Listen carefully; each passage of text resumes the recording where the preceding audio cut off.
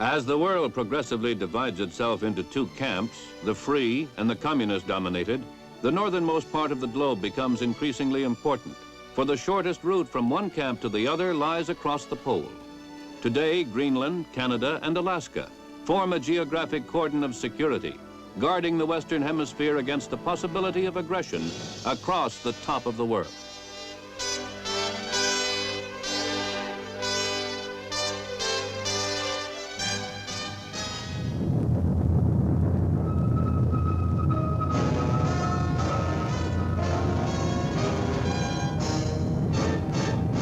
The United States Army presents The Big Picture, an official report produced for the armed forces and the American people.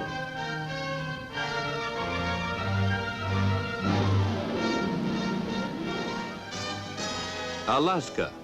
The Eskimo word has a magnetic ring to it. It means the Great Land.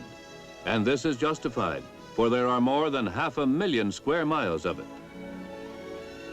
In 1867, at the urging of Secretary of State William H. Seward, we bought the territory from Russia for a little more than $7 million. Seward's Folly, the American public called it then. It was a lot closer to Russia than it was to us, and the general feeling was, they can have it.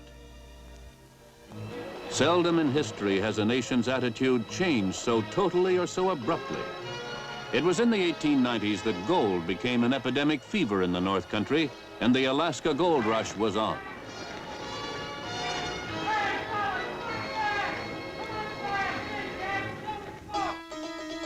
Of course, even in those hectic days, there was time for the cultural side of life.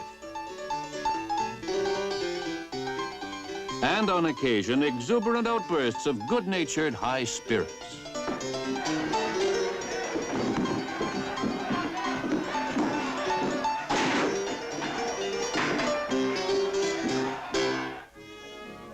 Alaska today is not much like the Alaska the storytellers remember, but then it never was. Still, even allowing for exaggeration, the change is rather startling. Anchorage is the largest city and looks very much like any other progressive, fast-growing American town. Other centers like Juneau, Fairbanks, and Ketchikan are coming along rapidly too.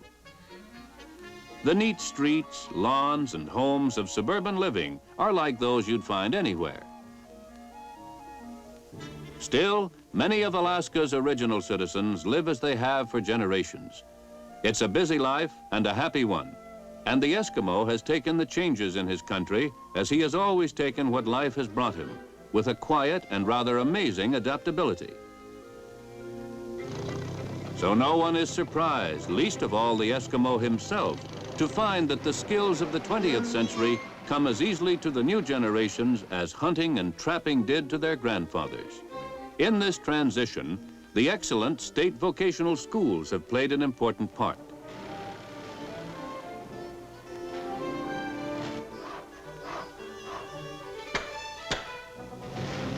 Gold mining is still big business in Alaska, but today most of the pay dirt is moved, washed, and processed by giant machines. Ironically, gold mining alone has brought in more than 100 times the $7 million we paid for the land in 1876. Alaska's biggest gold mine, however, has turned out to be the sea. Her fishing industry brings $70 million a year into the state, and her canneries provide 2/3 of all the canned salmon in the world. During the summer, when sunlight is nearly endless on the fertile valleys, the growth of Alaskan farm vegetables is almost unbelievable. Cabbages, for example, come one to the bushel, it seems. Even so, the growing season is short, and 95% of Alaska's food must be brought in. Winter, of course, means snow, and plenty of it, but nothing much worse than you'd see in our northern Midwest and mountain country.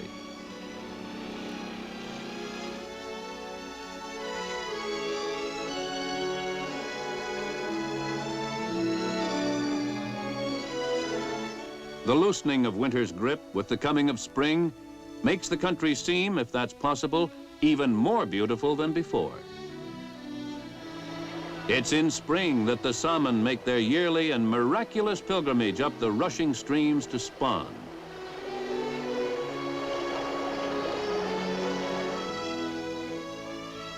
As the trees put out their new leaves, wildlife of all kinds is abundant. The Americans stationed in Alaska need never go far to see nature's citizens, serenely undisturbed by the odd preoccupations of humankind. The present is booming, but the future of Alaska holds even wider promise of greatness, and the young people of the state are preparing for it. In this, the schools at their disposal, as well as the instruction, are of the finest quality. Even in the remotest reaches of the state, no child need lack the growth and guidance which formal education can give him. After high school, many go to the excellent University of Alaska at Fairbanks. At Fort Greely, another and vastly different kind of school has its headquarters. Formal classroom lectures are part of the school's work, to be sure. Orientation, technical background. But the real classroom of the cold weather and mountain school is the Alaskan wilderness itself, some of the most beautiful but challenging country in the world. Here the student learns the precise, sure methods of movement on sheer rock, which are the life insurance of the mountaineer.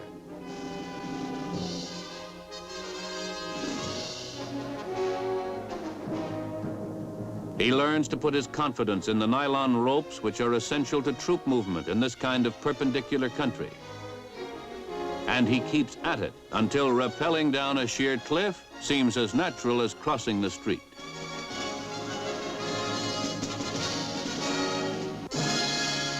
Each year, the Army's Cold Weather and Mountain School graduates men who will take back to their units a mastery of terrain beyond anything they had thought possible to them.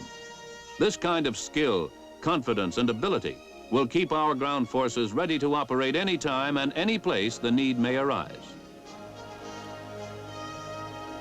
The Army in Alaska is not restricted to the wilderness, however. Fort Richardson, for example, is home to many of the Army personnel stationed here. At Elmendorf Air Force Base, the mission of keeping our hemisphere safe from air attack takes precedence over everything, which means that the aircraft of the Strategic Air Command and the Tactical Air Command must be ready anytime, all the time.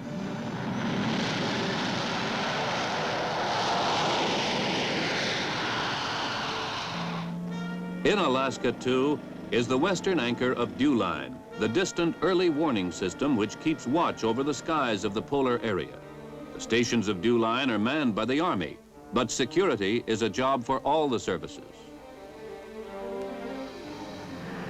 Air Force radar planes patrol the flanks of Dew Line. And the offshore waters are crisscrossed by Navy radar picket ships. An additional safety factor is provided by the stationary offshore radar stations of the Air Force. All services working together to give full effectiveness to the line of radar sentry posts, which stretches from its western anchor in Alaska eastward across the top of the world. As you move eastward into northwest Canada, the change is not visually noticeable. That is to say, you are still surrounded by some of the most breathtakingly majestic country on Earth. This part of Canada still looks just as it did when the first rugged trappers and hunters, and later the gold prospectors, came into it.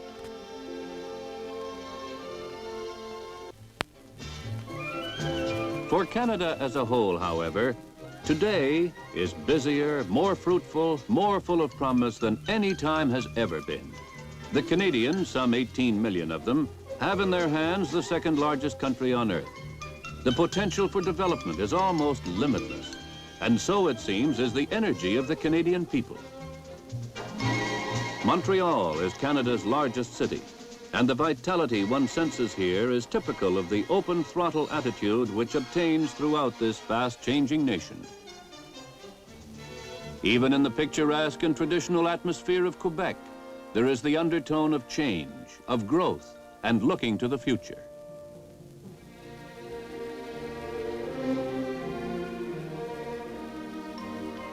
The shaping of that future is entrusted to the men who make up the Canadian central government in Ottawa. Elements of both the British and American governments combine in the Canadian Parliament. It is under the titular leadership of the Queen, but with the actual responsibility and power in the hands of the leader of the majority party, the Prime Minister. Canada covers an area 1/5 again as large as all the United States together. And if its beauty and promise give rise to a certain pride, that is not surprising. Certainly Americans should understand it, for Canadians and Americans are so much alike in their way of life and their outlook upon it.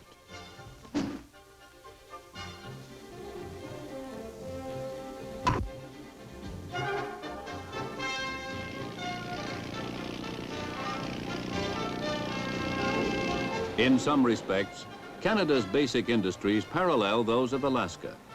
In 1497, John Cabot reported that the sea off Newfoundland was covered with fishes which were taken not only with the net, but with baskets. The fish are still there, still plentiful. About 2 billion pounds a year the present-day catches run.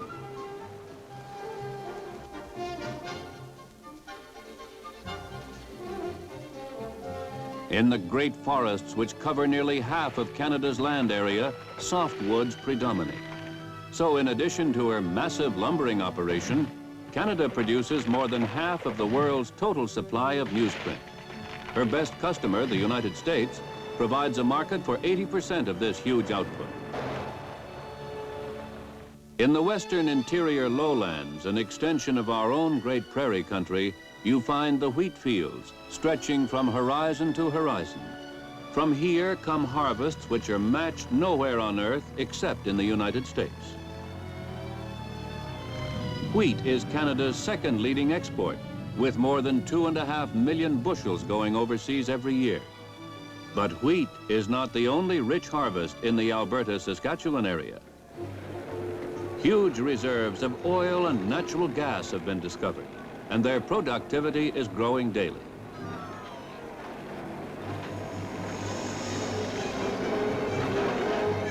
More and more refineries are going up, and plans for the full realization of Canada's petroleum potential are being pushed toward completion. Across what was once wilderness, great pipelines now stretch their way to bring all of Canada within quick reach of petroleum products and the power for production that goes with them. Nothing is allowed to stand in the way.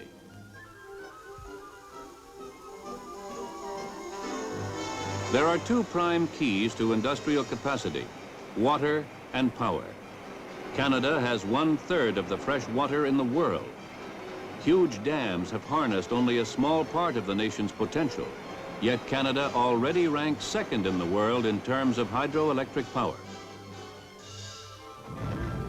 Canadian heavy industries are on the move as the nation looks toward and works toward a position of ever greater strength and usefulness in the community of free nations. The St. Lawrence Seaway is surely one of the most impressive examples of large-scale thinking and accomplishment in any nation's history. Studded with huge power dams and locks for ocean-going ships, the Seaway stretches from the Atlantic Ocean to the Great Lakes. In effect, it has added 8,000 miles of coastline to both our countries and made seaports out of Midwestern cities like Detroit, Cleveland, and Chicago.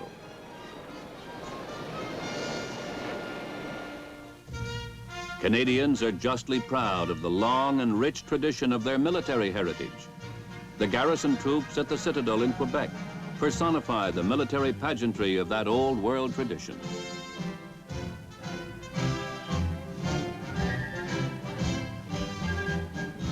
The Canadian Armed Forces are not just for show, however.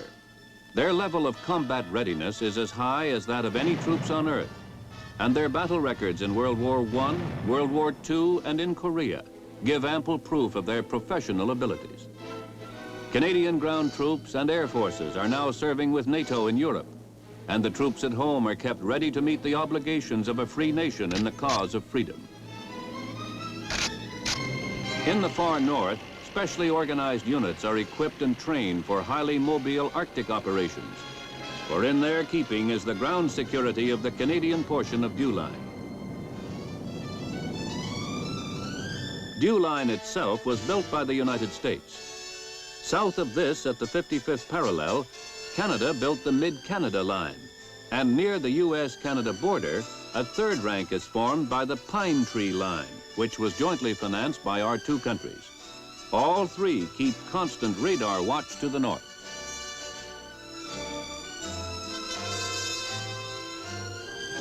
Canadian aircraft, as well as our own, are always ready to check up on any radar image which doesn't look precisely right to the men at the radar scopes.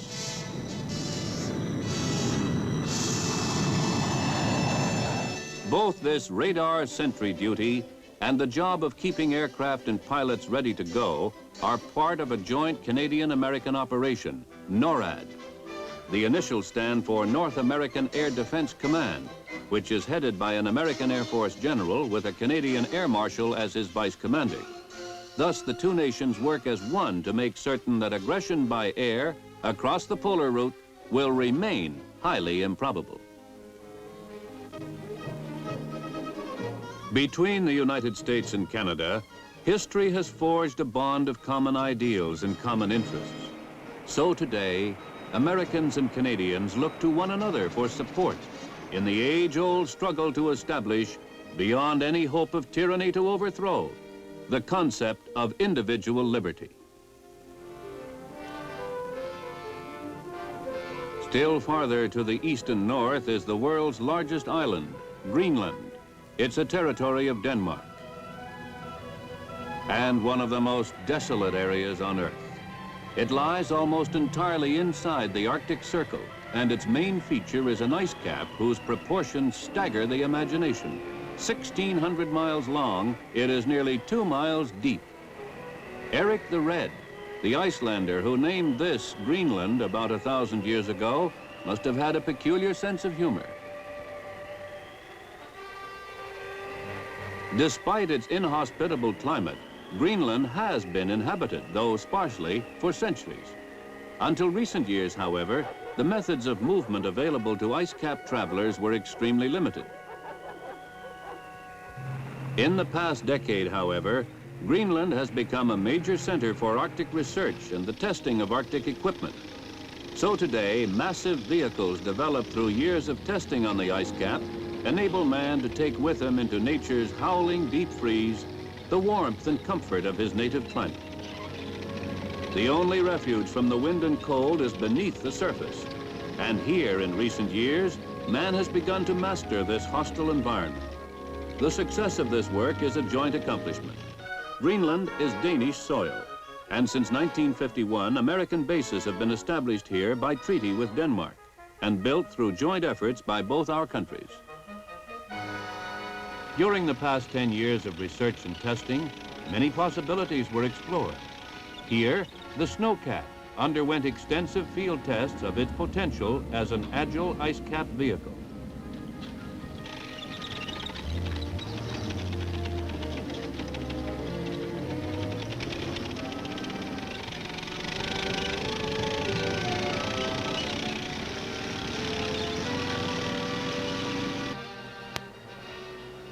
There were also such exotic concepts as the rollagon, which ballooned along on huge, softly inflated rollers.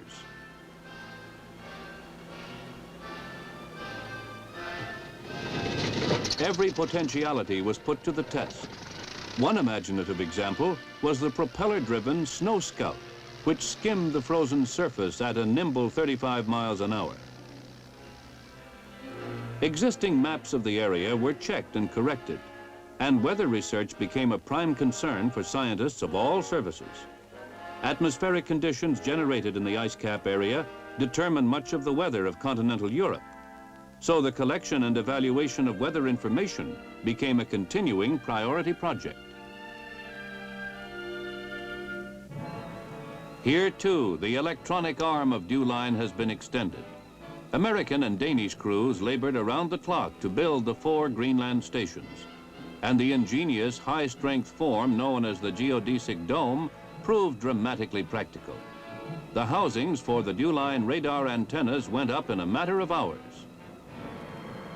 The stations were completed on schedule in the summer of 1960, filling out a roster of 60 such stations stretching from Alaska to Iceland. In winter, the transportation of materials and supplies needed on the ice cap depends almost entirely on cargo planes. From bases at Thule and Sundström, everything from sea rations to steel girders is moved by the workhorse C-130 cargo aircraft.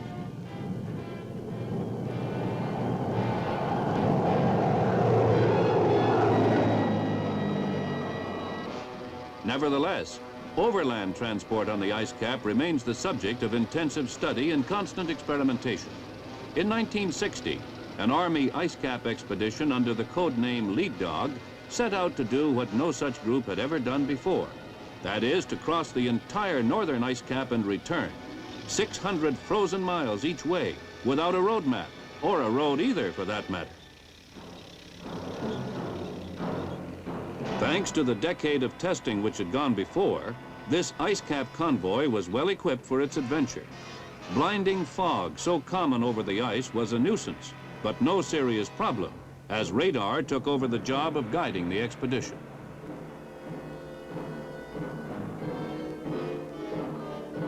The crossing